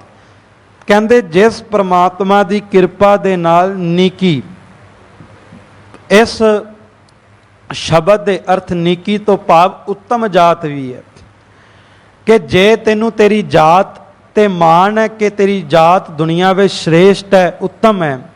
ते सजना जिस परमात्मा ने तेनू जातां दे विच बनाया, जिस परमात्मा ने तेनू ये जात बख्शी, उस जात ते मान ना कर, उस परमात्मा दा शुक्र कर, परमात्मा दा नाम चेते कर, परमात्मा नू चेते करया कर, क्योंकि परमात्मा नीवियां नू उच्चा कर दिंदा है। असल मायने विच कोई भी जात नीवी जां उच्ची नहीं, परमात्मा ही उच्चा करे ते बंदा उच्चा हुंदा है। नीच जात हर जपतियां उत्तम पदवी पाए, जिस नीच को कोई ना जाने, नाम जपत ओ चौकुंट मानै। खालसा जी, धन गुरु अर्जन देव महाराज जी दे जीवन की घटना है। सतगुरु गुरु अर्जन देव जी भाई बिधि चंद जी अते होर गुरु के सिखां दे नाल ਅੰਮ੍ਰਿਤਸਰ तो तरन ताਰਨ वल चले। सतगुरु इस तरह तुरे जिवें कोई उडीक कर रहा होवे। महाराज ने चरनां विच जोड़ा भी नहीं पहनिया ते तरन ताਰਨ दे नाल एक नगर सी खानपुर। महाराज उत्थे खानपुर जंगल दे विच जा करके दरख्त दी छावें बैठ गए ते महाराज नूं गुरु के सिख भाई बिधि चंद जी भी पुछदे, महाराज इत्थे आसन कास तों लाया, हनेरा हो रहा है, रात कित्थे कट्टांगे? सतगुरु कहंदे जिथे खुदा हुक्म करेगा रात कट लवांगे। ते गुरु अर्जन देव महाराज दरख्तां दे पारले बन्ने वेखी जाण भी जिवें किसे दी उडीक कर रहे होण। कहंदे इन्ने नूं एक सिख सी, उस नगर दे विच रहिंदा सी, उहदा नाम सी भाई हेमा। वो लकड़ा कट के आ रहा सी, उन्हें वेख्या कुछ के शरीर दरख्त दे छावें ने। भाई हेमा कहंदा भी क्यों ना इन्हां नूं घर लै जावां। जदों भाई हेमा खालसा जी कोल आया, वेख्या भी ये तां दीन दुनिया दे मालक गुरु अर्जन देव जी ने। धन गुरु अर्जन देव जी दे चरनां ते मत्था धरिया, महाराज नूं बेनती कीती ते सतगुरु कहंदे सिखा तेरे सद्दे पत्तर करके ही तां इन्नी दूर चल के आए हैं, चल तेरे घर वाल चलीए। ते भाई हेमा झिझकदा मारिया लै तां गया। उडीक तां कर रहा सी पर एक झिझक भी सी, क्योंकि घर कोई बहुता पक्का नहीं, केवल एक मामूली जी झोंपड़ी सी। घर विच इक्को मंजा, मंजे ते सतगुरां दा आसन लाया सिखां दा हेठां, ते सतगुरु दे चरनां ते मत्था धर के कहंदा पातशाह, कहंदा महीनिਆਂ ਬੱਧੀ आप जी नूं आवाज़ां लाउंदा सां, रोज़ चेते करदा सां, सारा पिंड कबरां दा पुजारी है ते सारे पिंड दे लोग कहंदे सी भी हरी दे मंदिर दे विच बैठण वाला, हर मंदिरां विच बैठण वाला तेरियां झोंपड़ियां विच नहीं आउण लगा। पातशाह ऐसे मंजे नूं सामने रख करके मैं अरदास करदा सां भी सतगुरु जी किरपा करो, इसे पलंगे ते आके शुभाएमान होवो। अज तुसां भाग ला दिते, मेरी भुल बख्श दिओ, मैनूं सिੱਖੀ बख्श दिओ। ते धन गुरु अर्जन देव जी कहंदे सिखा भाई हेमा चेते करी, जिस मामली जही झोंपड़ी दे विच बैठ करके खुदा दी याद दे विच जुड़िया जावे, परमात्मा दा नाम चेते किया जावे, उस झोंपड़ी दा मुकाबला वड्डे महल भी नहीं कर सकते। ते चेते रखी भाई हेमा, जिस झोंपड़ी विच परमात्मा दा नाम जपिया जांदा है, उस झोंपड़ी की धूड़ी नूं लोचण वाले महलों वाले भी हाथ जोड़ के खड़ जाते हैं। जिथे नाम जपिया जावे उत्थे महलों वाले भी हाथ जोड़ के खड़दे। खालसा जी दिल्ली की धरती ते चौंक बड़े ने, दिल्ली की धरती ते स्थान बड़े ने, पर चांदनी चौंक की धूड़ी नूं संगतां लोचदियां ने। चांदनी चौंक आ करके गुरुद्वारा सीसगंज साहब की धूड़ी नूं मत्थे नाल लाउंदियां। क्यों? क्योंकि इत्थे धन गुरु तेग बहादुर सच्चे पातशाह जी दे मुबारक चरण पे ते सतगुरु गुरु तेग बहादुर जी दे सिख ते सतगुरु ने इत्थे खुदा दे गीत गाए, सिर धड़ दी बाजी ला के धर्म नूं रखिया। जिथे नाम जपिया जांदा है वो थावां सदा पूजियां जांदियां, ते जिथे नाम जपिया जावे वो थां भी महान हो जाती है, ते जिहड़ा व्यक्ति भी नाम जपदा है वो व्यक्ति भी महान हो जाता है। इसे करके क्या भी जिस नीच को कोई ना जाने, नाम जपत ओ चौकुंट मानै। अगे सतगुरु बचन करते ने, जे प्रसाद तेरी पात्र है, गुर प्रसाद नानक जस कहे। कहंदे जिस परमात्मा करके दुनिया विच तेरी पत रह रही है, इज्जत रह रही है। वैसे तो दुनिया विच आपां बाहरों जिन्ना मर्जी सोहणे होइए, ਜਿੰਨਾ ਮਰਜ਼ੀ ਵਧੀਆ ਵਸਤਰ ਪਾਈਏ, ਵਿਖਾਵਾ ਕਰੀਏ, ਪਰ ਸਾਡਾ ਮਨ ਜਾਣਦਾ ਵੀ ਸਾਡੇ ਮਨ ਵਿੱਚ ਕੀ ਕੀ ਫੁਰਨੇ ਹੁੰਦੇ। ਤੇ ਸਵੇਰੇ ਜਦੋਂ ਅੱਖ ਖੁੱਲ੍ਹਦੀ ਹੈ, ਰਾਤ ਨੂੰ ਸੌਣ ਤੱਕ ਬੰਦਾ ਕਿੰਨੇ ਕੇ ਗੁਨਾਹ ਕਰ ਲੈਂਦਾ, ਕਿੰਨੇ ਕੇ ਮਾੜੇ ਫੁਰਨੇ ਮਨ ਵਿੱਚ ਲਿਆਉਂਦਾ। ਜੇ ਦੁਨੀਆ ਵਾਲਿਆਂ ਨੂੰ ਪਤਾ ਲੱਗ ਜਾਣ ਤੇ ਦੁਨੀਆ ਵਾਲੇ ਦੁਨੀਆ ਤੇ ਰਹਿਣ ਹੀ ਨਾ ਦੇਣ, ਕਿਉਂਕਿ ਬੰਦਾ ਤੇ ਗਲਤੀਆਂ ਦਾ ਪੁਤਲਾ ਹੈ। ਪਰ ਸਤਿਗੁਰੂ ਕਹਿੰਦੇ ਪ੍ਰਮਾਤਮਾ ਕਿੱਡਾ ਪਿਆਰ ਵਾਲਾ ਹੈ। ਆਪਾਂ ਰੋਜ਼ਾਨਾ ਗਲਤੀਆਂ ਕਰਕੇ ਗੁਰੂ ਤੇਗ ਬਹਾਦਰ ਜੀ ਕੋਲ ਆਉਂਦੇ ਹਾਂ, ਸਤਿਗੁਰੂ ਕੋਲ ਆ ਕੇ ਮੰਗਦੇ ਹਾਂ। ਦੁਨੀਆ ਦੇ ਵਿੱਚ ਕਿਸੇ ਕੋਲ ਜਾਈਏ, ਦੁਨੀਆ ਦੇ ਲੋਕ ਗਲਤੀਆਂ ਦੁਹਰਾਉਂਦੇ ਨੇ। ਗੁਰੂ ਤੇਗ ਬਹਾਦਰ ਜੀ ਇੱਕ ਵਾਰ ਵੀ ਨਹੀਂ ਕਹਿੰਦੇ ਸਿੱਖਾ ਤੂੰ ਇਹ ਗਲਤੀ ਕੀਤੀ ਹੈ, ਤੂੰ ਇਹ ਭੁੱਲ ਕੀਤੀ ਹੈ। ਮਹਾਰਾਜ ਕੋਲ ਜਿੰਨੀ ਮਰਜ਼ੀ ਗਲਤੀਆਂ ਕਰਕੇ ਆ ਕੇ ਮੁਆਫੀ ਮੰਗੀਏ, ਮਹਾਰਾਜ ਬਾਹਾਂ ਖਿਲਾਰ ਕੇ ਕਹਿਣਗੇ ਆਵੋ ਸਿੱਖ ਸਤਿਗੁਰ ਕੇ ਪਿਆਰੇ ਹੋ, ਗਾਵੋ ਸੱਚੀ ਬਾਣੀ ਤੂੰ ਮੇਰਾ ਪਿਆਰਾ ਹੈ। ਸਤਿਗੁਰੂ ਕਹਿੰਦੇ ਜਿਹੜਾ ਪ੍ਰਮਾਤਮਾ ਤੇਰੀ ਪੱਤ ਰੱਖਦਾ, ਸਦਾ ਉਸ ਪ੍ਰਮਾਤਮਾ ਨੂੰ ਚੇਤੇ ਕਰ। ਗੁਰ ਪ੍ਰਸਾਦ ਨਾਨਕ ਜਸ ਕਹੋ, ਗੁਰੂ ਦੀ ਕਿਰਪਾ ਦੇ ਨਾਲ ਤੂੰ ਪ੍ਰਮਾਤਮਾ ਦਾ ਨਾਮ ਜਪਿਆ ਕਰ। ਅੱਗੇ ਸਤਿਗੁਰੂ ਬਚਨ ਕਰਦੇ ਨੇ, ਜਿਹ ਪ੍ਰਸਾਦ ਸੁਨਹਿ ਕਰਨ ਨਾਦ, ਜਿਹ ਪ੍ਰਸਾਦ ਭੇਖ ਹੈ ਬਿਸਮਾਦ। ਇਸ ਪੌੜੀ ਦੇ ਵਿੱਚ ਗੁਰੂ ਅਰਜਨ ਦੇਵ ਜੀ ਸਾਡੇ ਸਰੀਰ ਦੀ ਇੰਦਰੀਆਂ ਦੀ ਹਰਕਤਾਂ ਤੋਂ ਜਾਣੂ ਕਰਾ ਕੇ ਦੱਸਦੇ ਵੀ ਪ੍ਰਮਾਤਮਾ ਨੂੰ ਇੱਕ ਇੱਕ ਇੰਦਰੀ ਦੀ ਹਰਕਤ ਦੇ ਨਾਲ ਚੇਤੇ ਰੱਖ। ਸਤਿਗੁਰੂ ਕਹਿੰਦੇ ਜਿਸ ਪ੍ਰਮਾਤਮਾ ਦੀ ਕਿਰਪਾ ਦੇ ਨਾਲ ਕੰਨਾਂ ਨੂੰ ਸੁਣਨ ਦੀ ਤਾਕਤ ਮਿਲੀ ਹੋਈ ਹੈ, ਜਿਸ ਪ੍ਰਮਾਤਮਾ ਦੀ ਕਿਰਪਾ ਨਾਲ ਤੂੰ ਕੰਨਾਂ ਰਾਹੀਂ ਸੁਣਦਾ ਹੈ, ਜਿਸ ਪ੍ਰਮਾਤਮਾ ਦੀ ਕਿਰਪਾ ਨਾਲ ਤੂੰ ਅੱਖਾਂ ਰਾਹੀਂ ਦੁਨੀਆ ਨੂੰ ਵੇਖ ਰਿਹਾ ਹੈ, ਜੇ ਪ੍ਰਮਾਤਮਾ ਦੀ ਜੋਤ ਨਾ ਹੋਵੇ, ਜਿਸ ਬੰਦੇ ਦੇ ਅੰਦਰੋਂ ਜੋਤ ਨਿਕਲ ਜਾਵੇ, ਘੱਟ ਫੂਟੇ ਕੋਈ ਬਾਤ ਨਾ ਪੁੱਛੈ, ਕਾਢੋ ਕਾਢੋ ਹੋਈ। ਅੰਦਰੋਂ ਪ੍ਰਮਾਤਮਾ ਦੀ ਜੋਤ ਚਲੀ ਜਾਵੇ, ਕੰਨ ਸੁਣ ਨਹੀਂ ਸਕਦੇ, ਅੱਖਾਂ ਵੇਖ ਨਹੀਂ ਸਕਦੀਆਂ। ਗੁਰੂ ਅਰਜਨ ਦੇਵ ਜੀ ਕਹਿੰਦੇ ਸਿੱਖਾ, ਜਿਸ ਪ੍ਰਮਾਤਮਾ ਨੇ ਤੈਨੇ ਕੰਨਾਂ ਨੂੰ ਸੁਣਨ ਦੀ ਤਾਕਤ ਦਿੱਤੀ ਹੈ, ਜਿਸ ਪ੍ਰਮਾਤਮਾ ਨੇ ਤੇਰੀਆਂ ਅੱਖਾਂ ਨੂੰ ਵੇਖਣ ਦੀ ਤਾਕਤ ਦਿੱਤੀ ਹੈ, ਤੇ ਅੱਗੇ ਸਤਿਗੁਰੂ ਬਚਨ ਕਰਦੇ ਨੇ, ਜਿਹ ਪ੍ਰਸਾਦ ਬੋਲਹਿ ਅੰਮ੍ਰਿਤ ਰਸਨਾ, ਜਿਹ ਪ੍ਰਸਾਦ ਸੁਖ ਸਹਿਜੇ ਬਸਨਾ। ਜਿਸ ਪ੍ਰਮਾਤਮਾ ਦੀ ਕਿਰਪਾ ਨਾਲ ਤੇਰੀ ਜ਼ਬਾਨ ਨੂੰ ਬੋਲਣ ਦਾ ਢੰਗ ਮਿਲਿਆ। ਦੁਨੀਆ ਵਿੱਚ ਜ਼ਬਾਨਾਂ ਮਿਲ ਜਾਣੀਆਂ ਆਸਾਨ ਬਾਤ ਹੈ, ਪਰਮਾਤਮਾ ਜ਼ਬਾਨ ਵੀ ਕਈ ਵਾਰ ਬਖਸ਼ ਦਿੰਦਾ ਹੈ, ਪਰ ਜ਼ਬਾਨ ਹੁੰਦੇ ਹੋਏ ਵੀ ਕਈ ਵਾਰ ਬੋਲਣ ਦੀ ਤਾਕਤ ਨਹੀਂ ਹੁੰਦੀ, ਬੰਦਾ ਗੂੰਗਾ ਹੋ ਜਾਂਦਾ ਹੈ। ਜ਼ਬਾਨ ਹੋਣਾ ਇੱਕ ਪਾਸੇ ਹੈ, ਜ਼ਬਾਨ ਨੂੰ ਬੋਲਣ ਦੀ ਤਾਕਤ ਮਿਲ ਜਾਣਾ ਪਰਮਾਤਮਾ ਦੀ ਕਿਰਪਾ ਹੈ। ਤੇ ਜਿਸ ਪ੍ਰਮਾਤਮਾ ਨੇ ਜ਼ਬਾਨ ਨੂੰ ਬੋਲਣ ਦੀ ਤਾਕਤ ਦਿੱਤੀ ਹੈ ਸੱਜਣਾ, ਉਸ ਜ਼ਬਾਨ ਦੇ ਨਾਲ ਨਿੰਦਾ ਹੀ ਨਾ ਕਰਦਾ ਰਹਿ, ਉਸ ਜ਼ਬਾਨ ਦੇ ਨਾਲ ਬੁਰਿਆਈ ਨਾ ਵੇਖਦਾ ਰਹਿ। ਲੋਕਾਂ ਦੇ ਗੁਨਾਹ ਵੇਖਣ ਤੋਂ ਪਹਿਲਾਂ ਆਪਣੇ ਗੁਨਾਹਾਂ ਨੂੰ ਵੇਖ ਕੇ ਪਰਮਾਤਮਾ ਅੱਗੇ ਸ਼ੁਕਰ ਕਰਿਆ ਕਰ, ਪਰਮਾਤਮਾ ਨੇ ਤੈਨੂੰ ਸਵਾਸ ਦਿੱਤੇ ਨੇ। ਤੇ ਜਿਹੜੇ ਪਰਮਾਤਮਾ ਦੀ ਕਿਰਪਾ ਦੇ ਨਾਲ ਤੂੰ ਆਪਣੇ ਘਰ ਵਿੱਚ ਆਪਣੇ ਪਰਿਵਾਰ ਦੇ ਜੀਆਂ ਦੇ ਨਾਲ ਸੁੱਖਾਂ ਦੇ ਨਾਲ ਜੀਵਨ ਬਤੀਤ ਕਰ ਰਿਹਾ, ਜਿਹ ਪ੍ਰਸਾਦ ਹਸਤ ਕਰ ਚਲਹਿ, ਜਿਹ ਪ੍ਰਸਾਦ ਸੰਪੂਰਨ ਫਲ ਹੈ।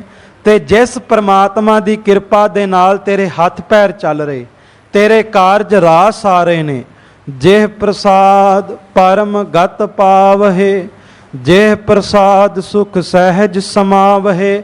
ਜਿਸ ਪ੍ਰਮਾਤਮਾ ਦੀ ਅਕਾਲ ਪੁਰਖ ਦੀ ਕਿਰਪਾ ਦੇ ਨਾਲ ਦੁਨੀਆ ਵਿੱਚ ਤੈਨੂੰ ਮਾਣ ਮਿਲ ਰਿਹਾ, ਦੁਨੀਆ ਵਿੱਚ ਤੈਨੂੰ ਅਹੁਦਾ ਮਿਲ ਰਿਹਾ, ਦੁਨੀਆ ਵਿੱਚ ਪ੍ਰਮਾਤਮਾ ਤੇਰੀ ਪੱਤ ਰੱਖ ਰਿਹਾ, ਜਿਸ ਪ੍ਰਮਾਤਮਾ ਦੀ ਕਿਰਪਾ ਦੇ ਨਾਲ ਤੂੰ ਸੁੱਖਾਂ ਦੇ ਵਿੱਚ ਆਪਣਾ ਜੀਵਨ ਬਤੀਤ ਕਰ ਰਿਹਾ ਸੱਜਣਾ, ਐਸਾ ਪ੍ਰਭ ਤਿਆਗ ਅਵਰ ਕਤ ਲਾਗੋ, ਗੁਰ ਪ੍ਰਸਾਦ ਨਾਨਕ ਮਨ ਜਾਗੋ।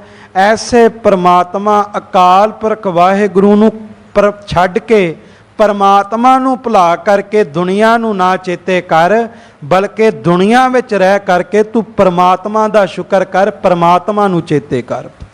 ਤੇ ਗੁਰ ਪ੍ਰਸਾਦ ਰੋਜ਼ਾਨਾ ਗੁਰੂ ਘਰ ਆ ਕੇ ਗੁਰੂ ਦੀ ਬਖਸ਼ਿਸ਼ ਅੱਗੇ ਪਾਤਰ ਬਣ ਤੇ ਗੁਰੂ ਅੱਗੇ ਅਰਦਾਸ ਕਰ ਕਿ ਸਤਿਗੁਰੂ ਜੀ ਕਿਰਪਾ ਕਰੋ, ਸਿੱਖਾਂ ਨੂੰ ਸਿੱਖੀ ਦਾਨ, ਕੇਸ ਦਾਨ, ਰਹਿਤ ਦਾਨ, ਵਿਵੇਕ ਦਾਨ, ਵਿਸਾਹੋ ਦਾਨ, ਭਰੋਸਾ ਦਾਨ, ਦਾਨਾ ਸਿਰ ਦਾਨ, ਨਾਮ ਦਾਨ। ਖਾਲਸਾ ਜੀ ਕੋਈ ਸਿੱਖੀ ਆਪਣੇ ਆਪ ਨਹੀਂ ਨਿਭਾ ਸਕਦਾ ਜੇ ਸਿੱਖੀ ਬਖਸ਼ਣ ਵਾਲੇ ਗੁਰੂ ਦੀ ਕਿਰਪਾ ਨਾ ਹੋਵੇ। ਕੋਈ ਕੇਸ ਆਪਣੇ ਆਪ ਨਹੀਂ ਰੱਖ ਸਕਦਾ, ਰਹਿਤ ਨਹੀਂ ਰੱਖ ਸਕਦਾ ਜੇ ਗੁਰੂ ਦੀ ਕਿਰਪਾ ਨਾ ਹੋਵੇ। ਤੇ ਦਾਨਾ ਸਿਰਦਾਨ ਨਾਮਦਾਨ, ਕੋਈ ਨਾਮ ਵੀ ਨਹੀਂ ਜਪ ਸਕਦਾ ਜੇ ਗੁਰੂ ਦੀ ਕਿਰਪਾ ਨਾ ਹੋਵੇ। ਇਸ ਕਰਕੇ ਗੁਰੂ ਘਰ ਆ ਕੇ ਸਭ ਤੋਂ ਜ਼ਰੂਰੀ ਪ੍ਰਮਾਤਮਾ ਦੀ ਕਿਰਪਾ ਮੰਗਿਆ ਕਰ, ਰਹਿਮਤ ਮੰਗਿਆ ਕਰ। ਜਿਸ ਪ੍ਰਮਾਤਮਾ ਨੇ ਕੰਨਾਂ ਨੂੰ ਸੁਣਨ ਦੀ ਤਾਕਤ ਦਿੱਤੀ, ਜ਼ਬਾਨ ਨੂੰ ਬੋਲਣ ਦੀ ਤਾਕਤ ਦਿੱਤੀ, ਅੱਖਾਂ ਨੂੰ ਵੇਖਣ ਦੀ ਤਾਕਤ ਦਿੱਤੀ, ਸੋ ਸਤਿਗੁਰ ਕਿਰਪਾ ਕਰਨ। ਇਹਨਾਂ 2 ਪੌੜੀਆਂ ਦੀ ਵਿਚਾਰ ਜੋ ਕਿ ਖਾਲਸਾ ਜੀ ਟੂਕ ਮਾਤਰ ਅਰਥ ਭਾਵ ਆਪ ਜੀ ਨਾਲ ਸਾਂਝੇ ਕੀਤੇ ਆ। ਵੈਸੇ ਬਾਣੀ ਅਗਾਧ ਬੋਧ ਹੈ, ਬਾਣੀ ਦੇ ਅਰਥਾਂ ਦਾ ਕੋਈ ਅੰਤ ਨਹੀਂ ਪਾ ਸਕਦਾ। ਰਹਿੰਦੇ ਸਮੇਂ ਦੇ ਵਿੱਚ ਅਰਥਾਂ ਦੀ ਸਾਂਝ ਪਾਉਣ ਦੀ ਕੋਸ਼ਿਸ਼ ਕੀਤੀ ਹੈ। ਭੁੱਲਾਂ ਚੁੱਕਾਂ ਜੀ ਆਪ ਜੀ ਨੇ ਖਿਮਾ ਕਰ ਦੇਣੀ, ਵਿਚਾਰ ਕਰਦਿਆਂ ਅਨੇਕਾਂ ਭੁੱਲਾਂ ਹੋਈਆਂ। ਆਪ ਸਭ ਸੰਗਤ ਬਖਸ਼ਣ ਯੋਗੋ ਬਖਸ਼ ਦੇਣਾ। ਧੰਨ ਸਤਿਗੁਰੂ ਗੁਰੂ ਤੇਗ ਬਹਾਦਰ ਸੱਚੇ ਪਾਤਸ਼ਾਹ ਜੀ ਮਹਾਰਾਜ, ਧੰਨ ਗੁਰੂ ਗ੍ਰੰਥ ਸਾਹਿਬ ਜੀ ਮਹਾਰਾਜ ਜੀ ਦਾ ਰੋਮ ਰੋਮ ਕਰਕੇ ਧੰਨਵਾਦ, ਜਿਨ੍ਹਾਂ ਆਪ ਸਭ ਸੰਗਤਾਂ ਦੇ ਚਰਨ ਪਰਸਨ ਵਾਸਤੇ ਘੜੀਆਂ ਬਖਸ਼ੀਆਂ। ਦਿੱਲੀ ਸਿੱਖ ਗੁਰਦੁਆਰਾ ਪ੍ਰਬੰਧਕ ਕਮੇਟੀ ਦਾ, ਗੁਰਦੁਆਰਾ ਸੀਸਗੰਜ ਸਾਹਿਬ ਜੀ ਦੇ ਮੁੱਖ ਗ੍ਰੰਥੀ ਭਾਈ ਰਜਿੰਦਰ ਸਿੰਘ ਜੀ ਦਾ, ਤਿਨਾਂ ਦਾ ਧੰਨਵਾਦ। ਆਪ ਸਭ ਸੰਗਤ ਦਾ ਧੰਨਵਾਦ। ਆਓ ਇੱਥੇ ਹੀ ਸਤਿਗੁਰੂ ਨੂੰ ਹਾਜ਼ਰ ਜਾਣ ਕਰਕੇ ਫਤਿਹ ਦੀ ਸਾਂਝ ਪਾਈਏ। ਸਾਰੇ ਹੀ ਦੋਵੇਂ ਹੱਥ ਜੋੜ ਕਰਕੇ ਉਚਾਰਨ ਕਰੋ ਜੀ, ਵਾਹਿਗੁਰੂ ਜੀ ਕਾ ਖਾਲਸਾ, ਵਾਹਿਗੁਰੂ।